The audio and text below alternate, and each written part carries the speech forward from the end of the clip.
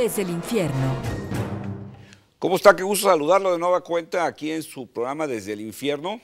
Ese espacio que C7 Multiplataforma dedica a tratar los temas que nos interesan a todos los mexicanos, los temas nacionales. Y bueno, hoy, para no variar, tenemos un tema pues, que tiene que ver con todos, que nos debe importar a todos, que es el tema del dinero, que es el tema de la economía. Y hoy vamos a platicar sobre qué expectativas hay en este 2015 en torno a la economía mexicana y obviamente todos los factores que influyen en esta y por supuesto cómo esto se ve reflejado en nuestra vida diaria, en nuestra economía familiar, personal, en nuestro bolsillo. Así que hoy vamos a hablar de esto. Les recuerdo, yo soy Gilberto Pérez Castillo. Lo invito a que nos acompañe durante la próxima hora. Usted si tiene alguna pregunta, comentario que hacer respecto al tema y de lo que nos va a platicar nuestro invitado de hoy, le recuerdo que tenemos un teléfono, el 3030-5307, se lo repito, 3030-5307.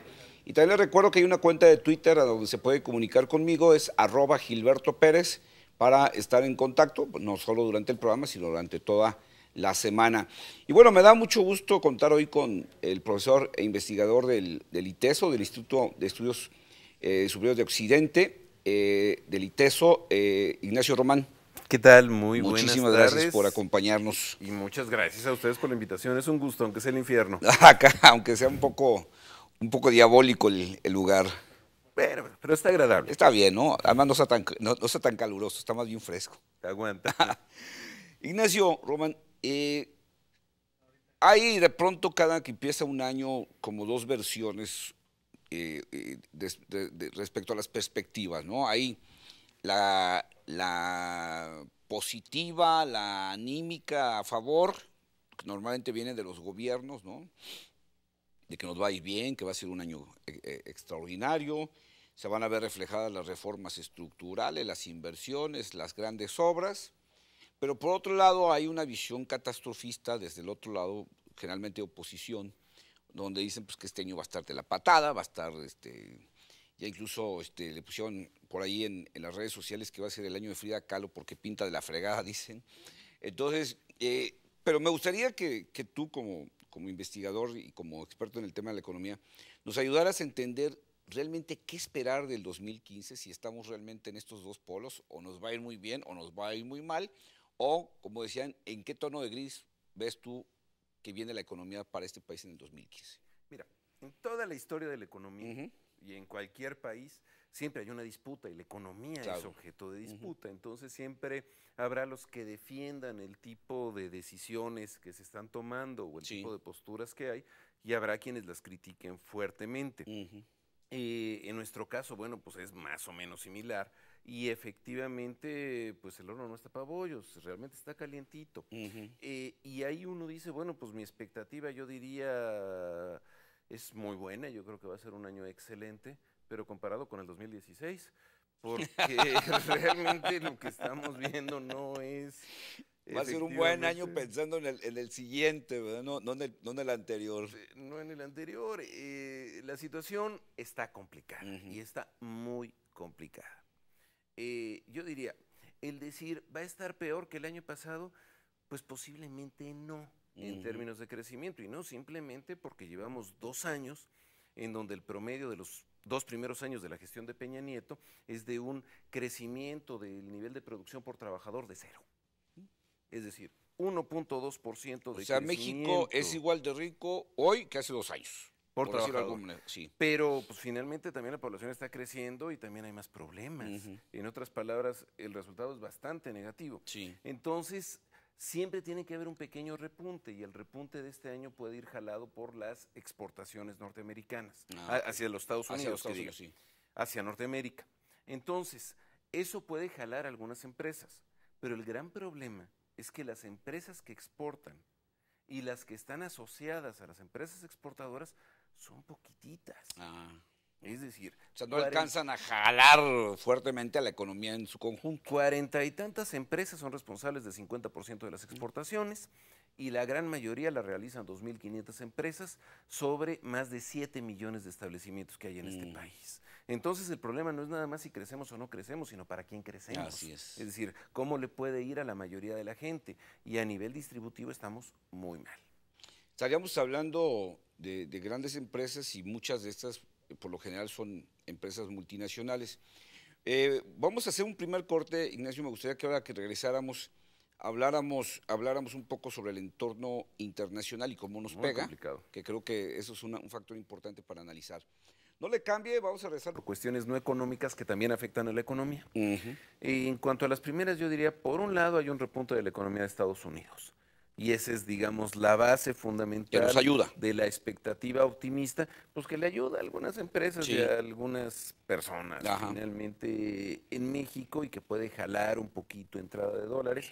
También puede empujar a más migración hacia los Estados Unidos, también a más remesas, visto desde el lado positivo, Sí. pero que de cualquier manera es un balance muy duro el que la gente tenga que salir del país para poder encontrar trabajo. Y en cambio, en el lado europeo, pues se mantiene una situación semi-recesiva, muy difícil, y en términos generales yo creo que lo que es obvio que más nos pega es el problema del precio del petróleo, donde, bueno, por un lado hay cuestiones de demanda, pero por otro lado hay cuestiones tecnológicas. Y muy barato el también, hecho de ¿no? decir, hay que tenerlo barato para que no sea rentable otro tipo de prácticas de extracción de hidrocarburos, como por ejemplo el fracking. Sí. Entonces, ya a nadie interesa, parece ser, un barril de petróleo a $100, pero realmente el que haya llegado la mezcla mexicana a $37 es grave. Y el que tengamos que empezar a importar petróleo crudo para mezclarlo, el petróleo ligero que importáramos con el petróleo más pesado que tenemos a nivel nacional, implica que pues realmente el contar con muchos recursos petroleros a nivel de divisas se ve complicado. Está por ahora el aseguramiento a $79, pero tiene un límite. Entonces no sabemos hasta dónde va a alcanzar realmente este seguro.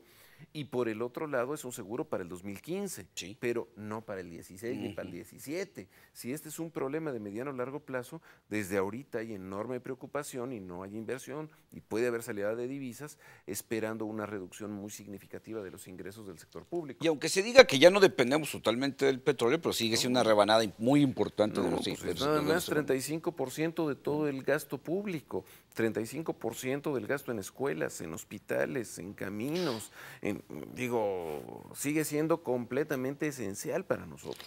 Ahora, esto, Ignacio Román, ¿tú crees que vaya a impactar en la ejecución de todas estas grandes obras que se anunciaron, el aeropuerto de la Ciudad de México, el tren rápido a Querétaro, las inversiones para petróleos mexicanos, o sea, todas esas grandes obras anunciadas por el gobierno de Enrique Peña Nieto y que se suponía iban a ser el motor que iba a impulsar otra vez a la economía de México para arriba?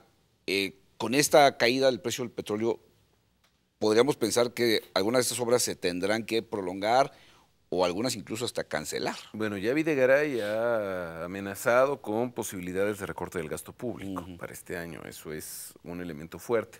Me parece que a lo que se le está tratando de apostar para que no haya esa reducción es fundamentalmente a dos factores. Una, que Lolita se ponga más difícil. Sí. Entonces, recaudar, que la lógica de captación de impuestos sea más dura. Y la segunda... Que luego le tienen un poquito de miedo a veces por las elecciones, pero bueno, vamos viendo a ver qué privilegian, el ingreso o las elecciones, ¿no? Es que ese es otro factor, es decir, yo creo que la situación no se puede deteriorar mucho más de aquí a junio. ¿Por qué? Porque en marzo y abril muchas empresas primero y personas físicas después que hayan comprado dólares volverán a cambiar de dólares a pesos para el pago de impuestos. Y luego, en el periodo de abril a junio, es muy probable que pase lo que pase, va a haber que dar señales de que estamos bien, pues porque justamente vienen las elecciones el primer domingo de junio. En todo caso, me parece que la situación puede complicarse más hacia el segundo semestre y fundamentalmente hacia el 2016. Por eso es en broma, pero también en serio, eso de decir, pues vamos a estar muy bien comparados con el 2016, con porque el año siguiente. Se ve que hay menos colchón para el 2016 que para el 15 en esta perspectiva. A lo que le apuesta el gobierno es atraer una cantidad importante de inversión por las reformas estructurales. Pero eso en primer lugar no está seguro y en segundo lugar, aunque lo lograra, finalmente son inversiones que van a llegar a rentabilizarse en corto plazo. Y después, bueno, se puede lograr un cierto crecimiento, pero el país también puede quedar mucho más frágil, mucho más vulnerable a expensas de decisiones privadas sobre la vida pública. Sí, porque aquí el efecto no es un efecto inmediato. Digo, el que se anuncie una inversión, pues de aquí a que deciden en dónde instalarse y que empieza la instalación y que la echan a andar, bueno, pues estamos hablando de muy largo plazo, ¿no? El efecto. Pero además, el efecto que tenga muchas veces puede ser sobrevalorado. Sí. Por ejemplo, hace poco se anunció como la gran inversión de México, una por $5,000 millones por parte de una gran empresa automotriz, no sé si se valga decir nombres, sí. General Motors. Aquí en Guanajuato. Y que se dice que generará 5,600 empleos. Uno dice, a ver, 5,600 empleos. Es decir, estamos hablando de 800 y tantos mil dólares por empleo, es decir, 13 millones de pesos por empleo. Ajá. Es un efecto prácticamente nulo sobre empleo. Evidentemente que eso no es lo que nos va a resolver las cosas. Y además uno se pregunta qué impacto ecológico va a tener, uno se pregunta qué tantos subsidios o concesiones le va a dar el gobierno para que se instale. Es decir, qué tanto realmente va a generar al final estamos un efecto neto metiendo positivo. dinero para conseguir eso, ¿no? Justamente. Entonces... Que somos muy dados a regalar con tal de traer inversiones y a veces no medimos el efecto al final residual que tiene, ¿no? Por tal de decir, trajimos inversiones, ¿no? No, pues sí, pero pues por ahí hay también consorcios donde sí hay quienes ganan en un ferrocarril México-Querétaro, una casita en Lomas de Chapultepec, bueno. Sí, claro. Ahora, este tipo de empresas también, pues son empresas que aunque, bueno, hacen una inversión también pensando en largo plazo, pues de pronto son empresas que desaparecen y se van al otro lado del mundo a poner una planta de este tipo. A ver, o a producir. Ahí. Un problema muy serio, muy serio, es el que se dé un crecimiento fuerte del endeudamiento público. Y que el problema de la inversión no es solamente lo que pueda hacer industria maquiladora o lo que ahora son las denominadas empresas IMEX, sino el hecho de que una muy buena parte de la inversión sea de carácter especulativo. Es decir, de nuevo regresamos a la lógica de bonos golondrinos, en donde, bueno, es posible que entre mucho dinero en corto plazo, de hecho, algo así se ha hecho, pero que en el momento en que deja de ser rentable, se va y se aumenta, por ejemplo. Y nos mueven el tapete. Se aumenta de manera significativa la tasa de interés en los Estados Unidos, pues también la tienen que aumentar aquí. Y eso genera otro tipo de presiones. Ya ahorita los CETES tuvieron el salto más fuerte en 6 años. Y estamos volviendo a ver esta situación del incremento del endeudamiento. Sí. O sea, el año pasado y este principio de año ya estamos viendo, hoy se anunció la emisión de un bono para petróleos mexicanos de cantidades estratosféricas, si mal no recuerdo, por 3,000 millones creo que 6,000 millones de dólares, que bueno, pues es deuda al final de cuentas que luego hay que pagar. Sí. Y luego también hemos visto un crecimiento de los llamados programas sociales, pues que cuestan también, ¿no? Entonces, como que hay una cierta mezcla, de pronto a mí me preocupa, ver una cierta mezcla como lo que pasó en España, donde el Estado generoso empezó a sacar dinero de la bolsa a repartir para todos lados, y de pronto, pues llega un momento en que no se puede sostener, no se puede pagar eso. Yo ahí vería dos cosas. Una, en la lógica del endeudamiento, parte de lo grave es que además se está aumentando el déficit externo. Sí. O sea, los dólares que México gasta con respecto a los dólares que México ingresa, en déficit en cuenta corriente, que se le llama de balanza de pagos. Y eso se corrige evidentemente con más inversión especulativa, lo cual implica de nuevo más deuda. En cuanto a los programas sociales, en realidad, a ver, creo que hay problemas sobre el uso de los programas sociales, que hay elementos terriblemente cuestionables en muchísimos casos y que, bueno, hay que andar con cuidado, pues, en cómo se utilizan. Pero más allá del cómo, me parece que lo delicado es por el lado de los ingresos. Es decir, todavía seguimos siendo un país que no conoce realmente a dónde se van los créditos fiscales, los impuestos que se perdonan a no sabemos quién y a no sabemos cuánto, pero que, bueno, por ejemplo, a la principal empresa televisiva de este país, hace, si mal no recuerdo, un par de años, fueron algo así como 3,000 millones los que le perdonaron, es decir, una cantidad más o menos equivalente a la que ganarían los 500 diputados durante los 3 años de una legislatura.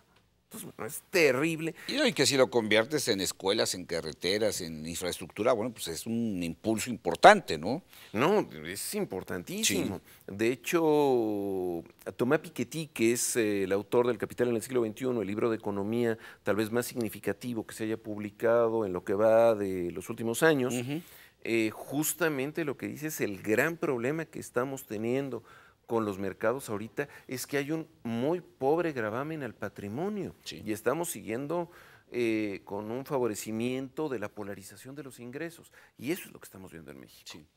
Vamos a tener que hacer un segundo corte. Ahora me gustaría que regresando platicáramos del entorno nacional. Ya platicamos un poco del entorno internacional, ahora del entorno nacional, cómo está realmente el país, qué cosas tiene, digamos, positivas, qué cosas tiene negativas para calcular este año cómo nos va a ir, y que una vez hecho este análisis del entorno nacional, cerráramos el programa con algunas recomendaciones que le hagas tú al público, que nos hagas a todos, pues de cómo nos protegemos cada uno desde nuestra trinchera. Sálvese quien pueda. De este año, de la economía en este año, ¿no? Vamos a hacer un corte. Les recuerdo que tenemos el teléfono 3030-5307, 3030-5307, y la cuenta de Twitter es @GilbertoPérez, para que se comunique con nosotros. No nos tardamos, ya regresamos.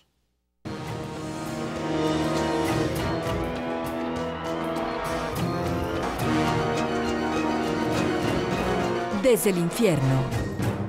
Estamos de regreso aquí en Desde el Infierno. Les recuerdo que hoy estamos hablando de la economía, de lo que nos espera en la economía de este país en este 2015. Este asunto pues, que nos debe interesar a todos, que al final de cuentas es la lana que vamos a traer o que no vamos a traer en el bolsillo.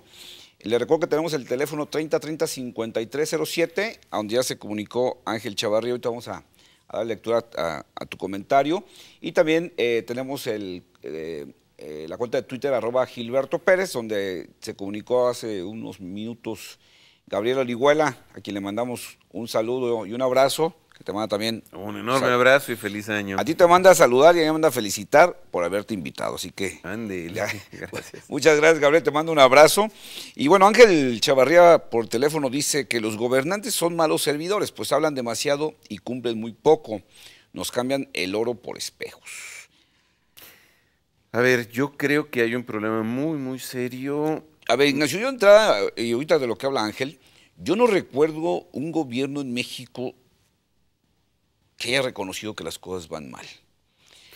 Platicaba hace unos días con alguna persona hasta se han cambiado los términos de la economía oficial. Antes la moneda se devaluaba, ahora se desliza el tipo de cambio, ¿no? Antes había recesión, hoy se llama crecimiento negativo. Entonces, yo no recuerdo un gobierno en México diga, ¿saben qué? Las cosas están de la patada y vamos mal. Siempre, desde el discurso oficial hay un optimismo, ¿no? de que todo va bien.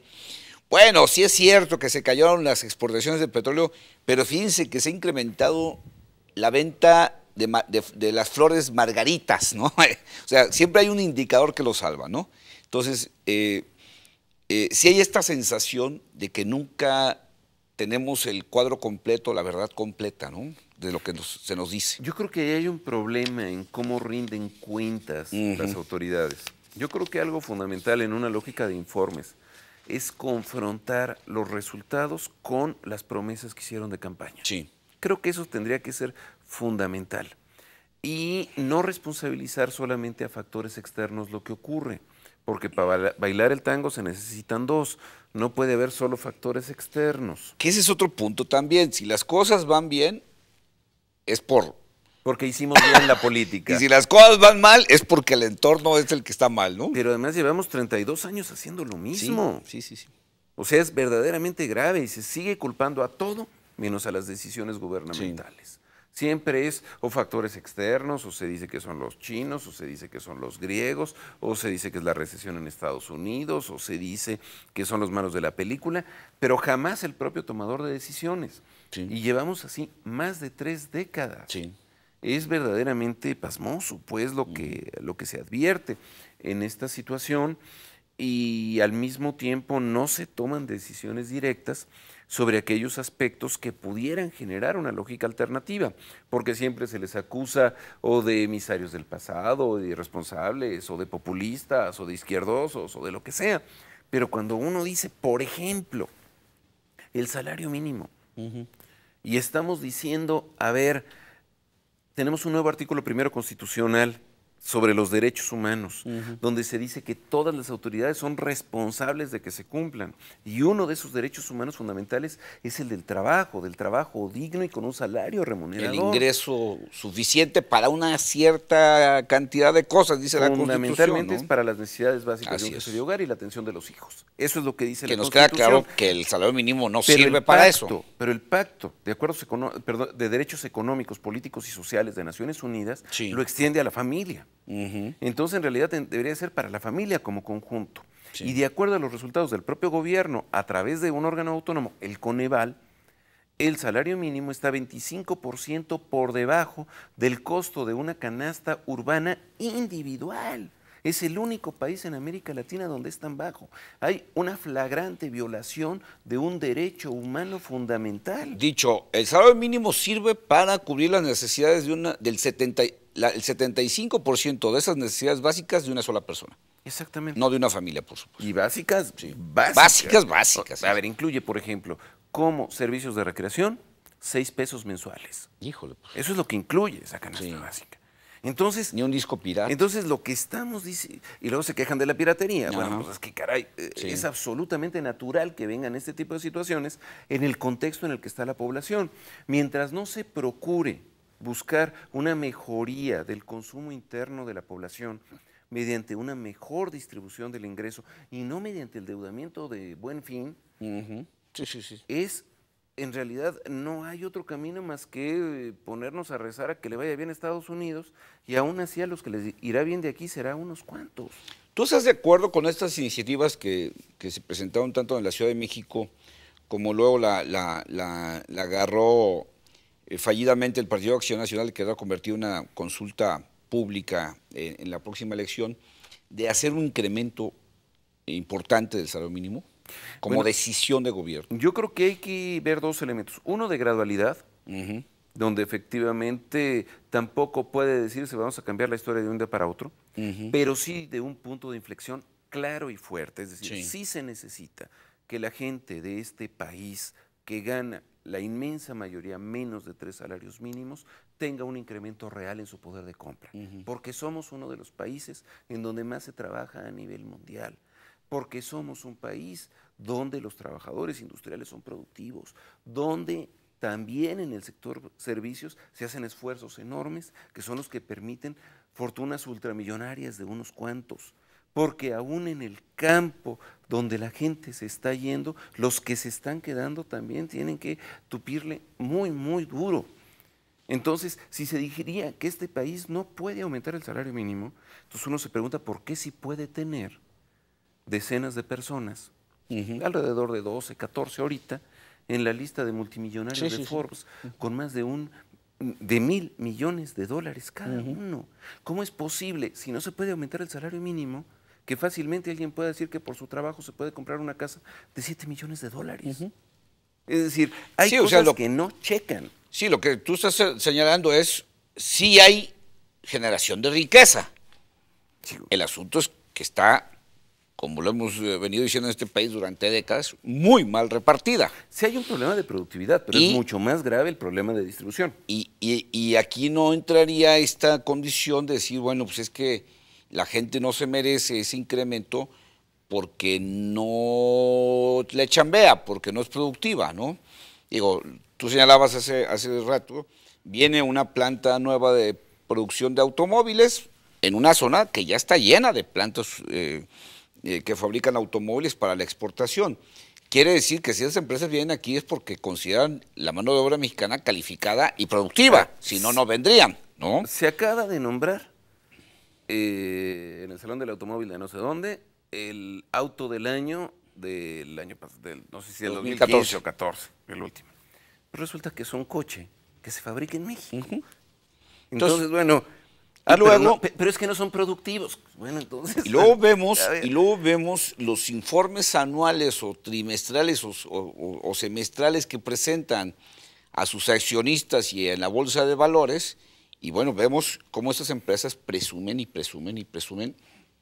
incrementos de utilidades, cosa que es contradictorio con la idea de si se puede o no se puede pagar más, porque por un lado salen a presumir ante los medios de comunicación financieros, al New York Times, al Wall Street Journal, a Reuters, salen a presumir a sus accionistas, ahora ya ganamos más que el trimestre pasado, y resulta pues que no se pueden pagar mejores sueldos. El problema es para la gran cantidad de trabajadores que están en micro, pequeña y mediana empresa. Sí. Y me parece que son que el 70%, 80%. De los establecimientos mucho más, pero de los trabajadores menos. O sea, de establecimientos micro y pequeñas son como 95%, 60% de los establecimientos. Que eso trabaja la mayor parte de los mexicanos. Hasta 2 trabajadores. Y en micro y pequeña deberán de ser alrededor de 40%, 50% de los trabajadores, más los de la mediana, ¿no? Okay. Pero ahí sí la grande ocupa 25, 30% aproximadamente. El problema yo creo con micro y pequeña es que para que haya un aumento que sea sostenible para los micro y pequeños empresarios, se necesitaría también que haya una política deliberada de compras, de apoyo, de protección para estos micro y pequeños empresarios. Porque si somos un paraíso de monopolios, donde si queremos ir al supermercado no hay más que 2 o 3 cadenas, sí, y que son las que se llevan todo, si queremos comprarnos una cerveza, igual, si nosotros hablamos de cemento, igual, si nosotros hablamos de grandes cadenas de televisión, igual, si nosotros hablamos de papelerías, de tlapalerías, de farmacias, de lo que sea, igual, pues evidentemente la gran mayoría de los empresarios y de los trabajadores quedan fuera. Entonces también se necesitaría, junto con el incremento de salarios, una mejora en las condiciones de micro y pequeña empresa para poder subsistir en un contexto donde están peleando como Sansón y Goliat, vaya. Sí, también porque como yo como micro, pequeño empresario soporto un incremento del salario mínimo, si como tú dices, pues estoy sobreviviendo en una lucha diaria, ya no digamos por sacar utilidades, pues por pagar la luz, la renta, el empleado, para sobrevivir, ¿no? Hay esquemas. Lula, con el Banco de Desarrollo de Brasil, sí, generó, por ejemplo, algo muy interesante, una tarjeta de crédito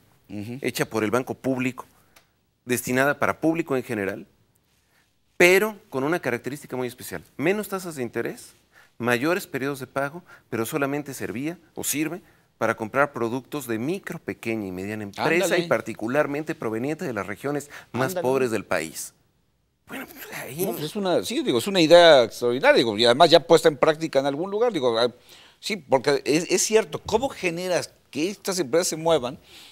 Pues no puedes decirle a la gente, ve y compra ya nada más, ¿no? O sea, tienes que hacer un incentivo fuerte, tajante, real, que te haga ir allí. Pues regulación y confrontación frente a monopolios. Sí. ¿Por qué no decir que en los grandes establecimientos comerciales, es decir, ¿saben qué?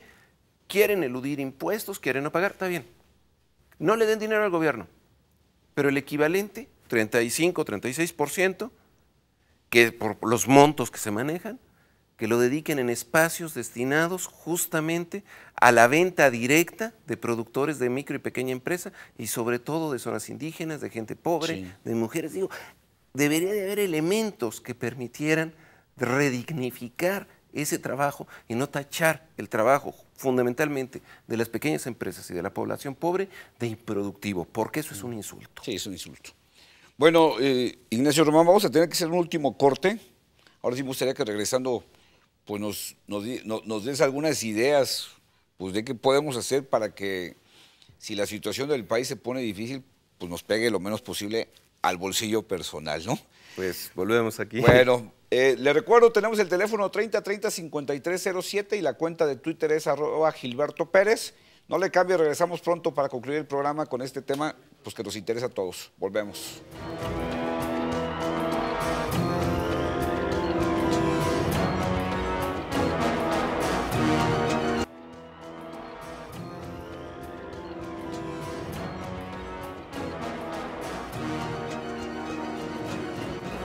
Desde el infierno.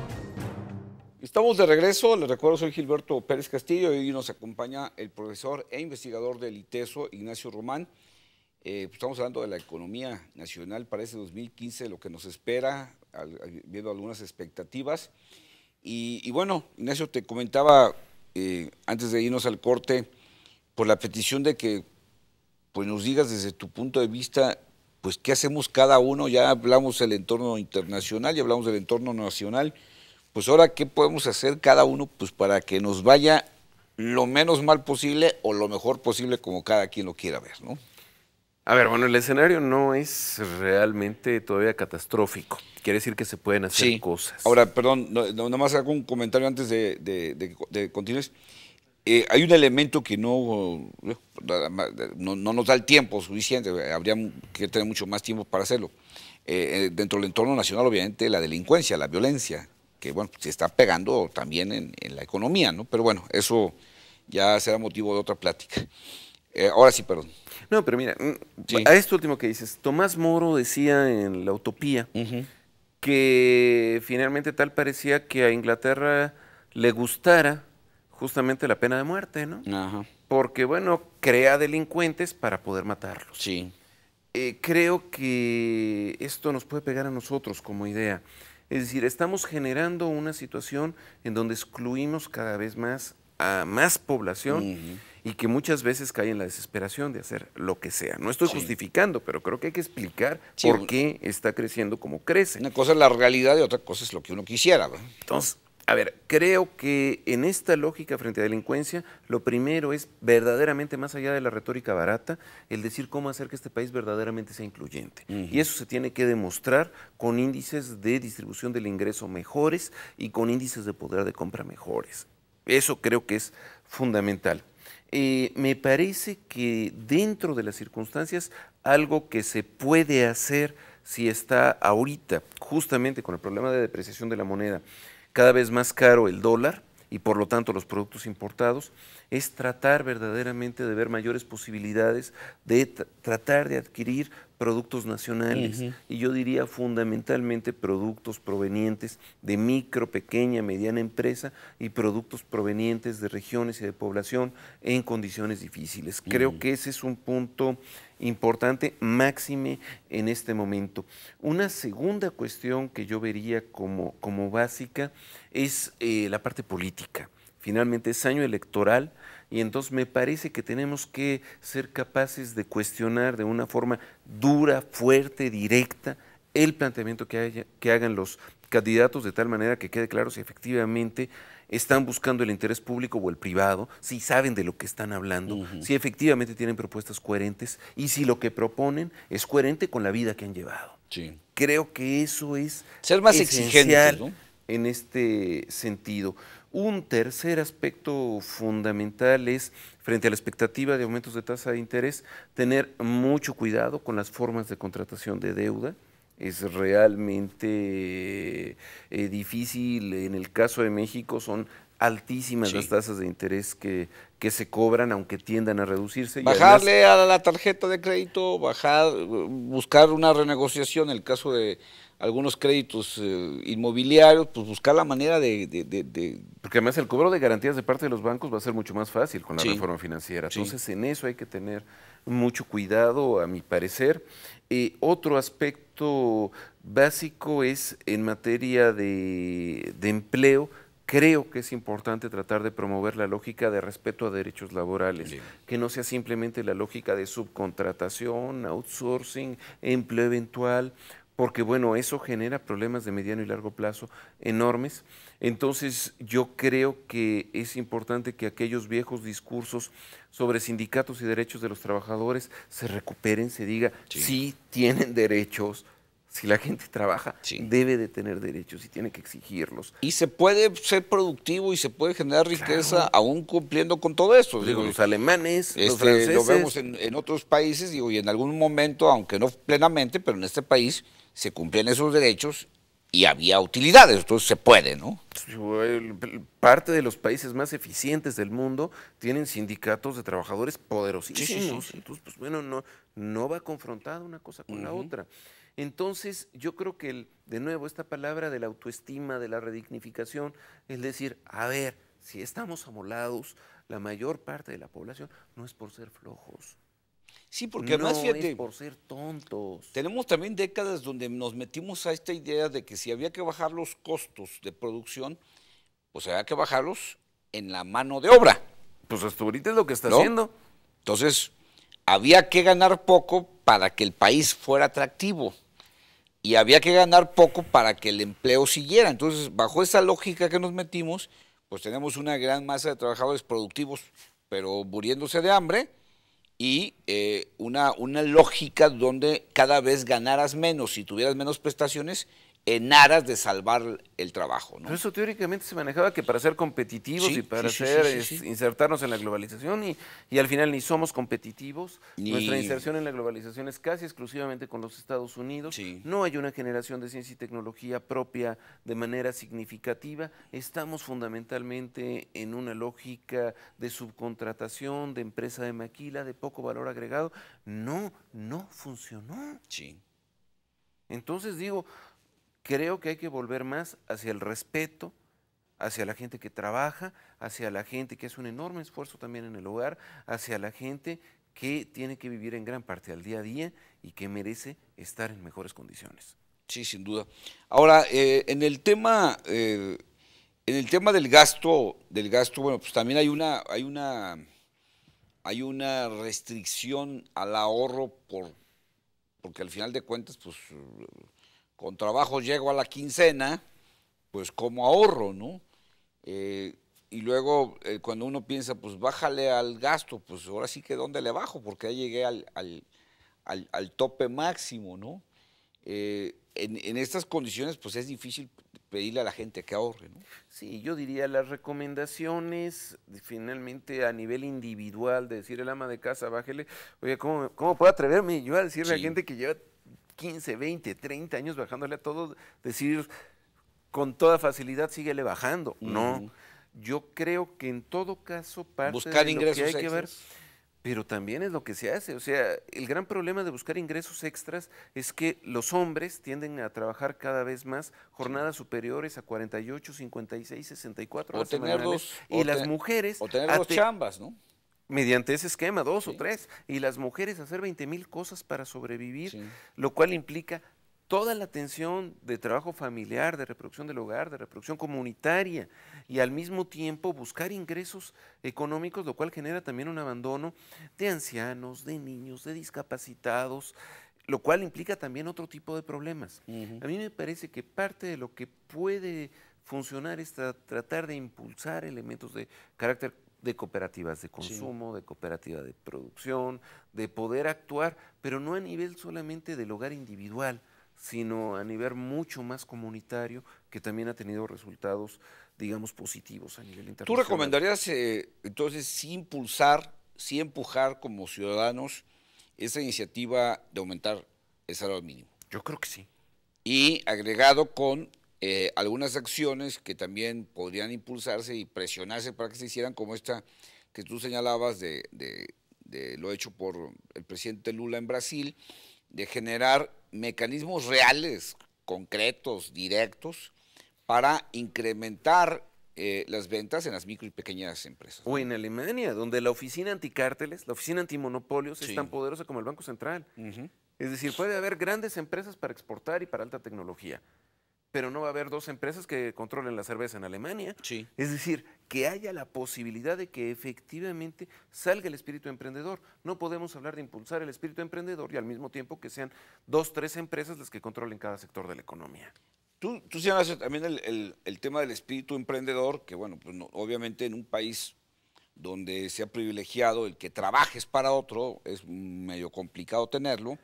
En un país donde emprender es muy costoso por los trámites, por las trabas, por las dificultades, que además lleva un ingrediente del que hablábamos hace rato, el costo de la delincuencia. O sea, yo para poner un negocio pues tengo que poner alarmas, barrotes, sistema de vigilancia. O sea, me cuesta más hacer un negocio por muy pequeño que sea.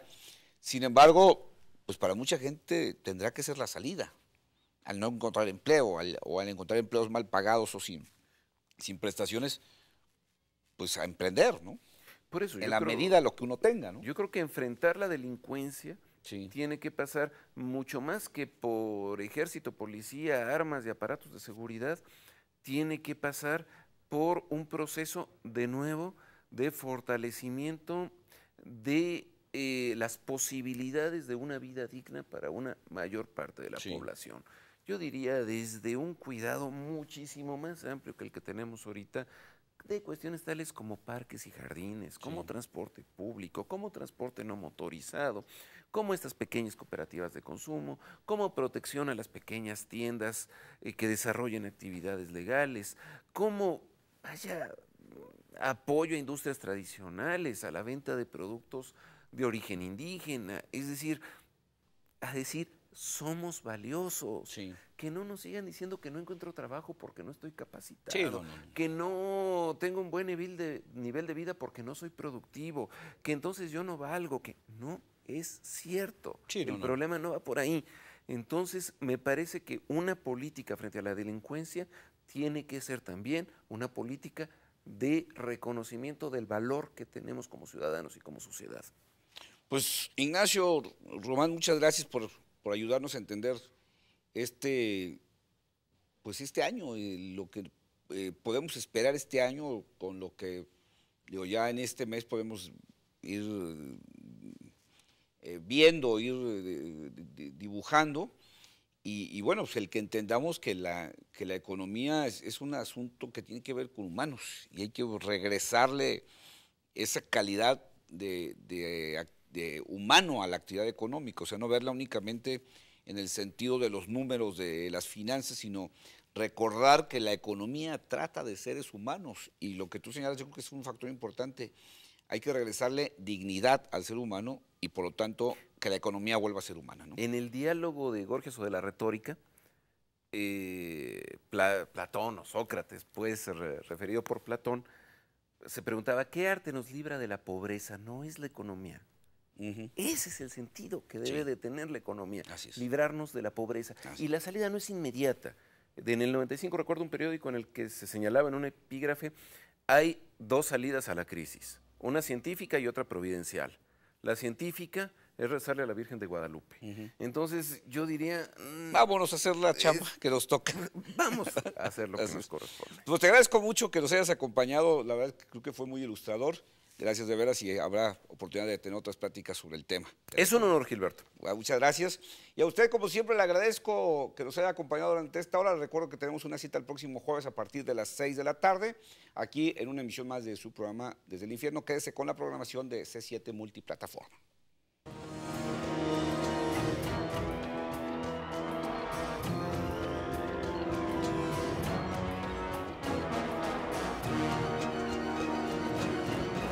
Desde el Infierno.